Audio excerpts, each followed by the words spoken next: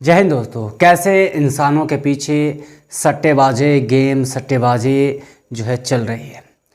Dream 11 चाहे वो my team 11 हो या फिर माई 11 सर्कल हो या चाहे हाउस जेट हो या किसी प्रकार की हो, उस पर आपको कैसे सट्टेबाजों के लिए उकसाया जाता है, किस तरह से आपकी जो है मानसिक को अपने ओर खींचती है। ये 5 राज्यों में जो है ख़ास तौर पे बैन है, जैसे केरला, ओडिशा, इन सब क्षेत्रों में जो है ये ऐप जो भी सट्टेबाजी हो या फिर फैंटेसी हो वो पूरी तरह से बैन कर दी गई है।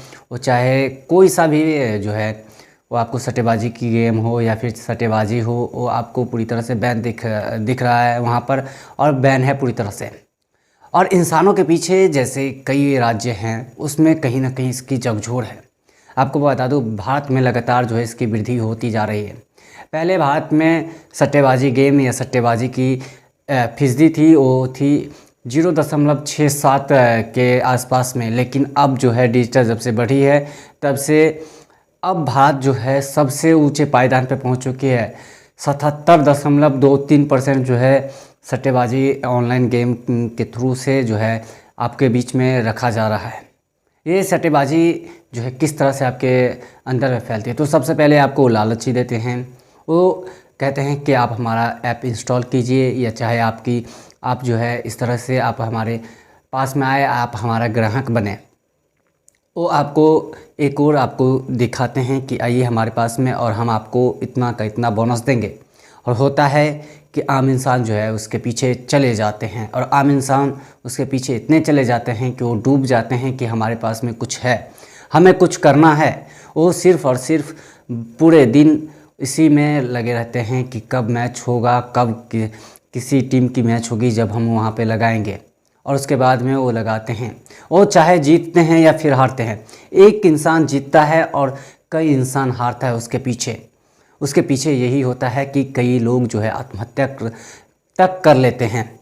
ये पहली दफ़ा नहीं है भारत में कि आत्महत्या जो है ऑनलाइन गेमिंग के थ्रू हो रही है, चाहे किसी भी प्रकार की हो।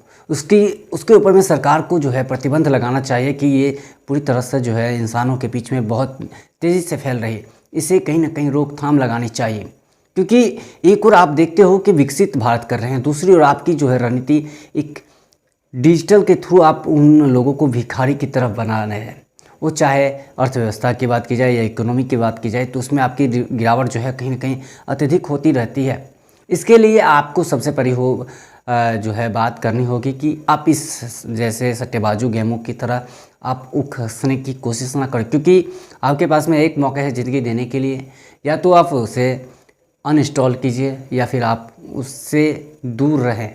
दूर रहने में आपके पास में भलाई है, क्योंकि जब लक्ष्य हमारे पास में नज़दीक होते हैं तो हम उसे देख नहीं पाते हैं और हम दूसरे रास्तों पे भटक जाते हैं। इसीलिए जो चीज़ हमें मिल जाती है उसे हम जो है तसल्ली से रख लेते हैं, जो चीज़ नहीं मिलती है उसके लिए हम पूरी ज़िंदगी भर अफसोस करते हैं।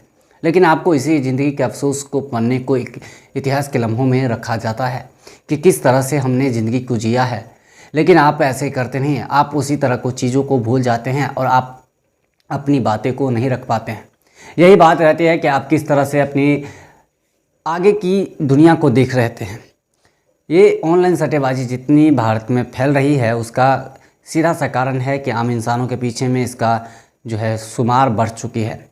ऐसे बढ़ी है कि आप और हम कल्पना ही कर सकते हैं, क्योंकि एक ऐसी बीमारी है या एक ऐसी कठोर निंदतिया है कि आपके और हमारे बीच से जा नहीं रही। और अगर आप ऐसा नहीं करते हैं तो आपके पास एक बहुत बड़ी समस्या है। इसीलिए आप इस तरह के ऐप पर विश्वास ना करें, क्योंकि ये चीज़ आपको कुछ पलों के लिए तो खुशी दे सकती है, लेकिन कुछ घरों को ये रोशनी से अंधेरे में डाल सकती है और डालते हैं। तकरीबन 70,000 लोग जो है इसके चपेट में आ चुके हैं, जो अपनी जानें गंवा चुके हैं, और इसका कारण है सिर्फ़ और सिर्फ ऑनलाइन सट्टेबाजी।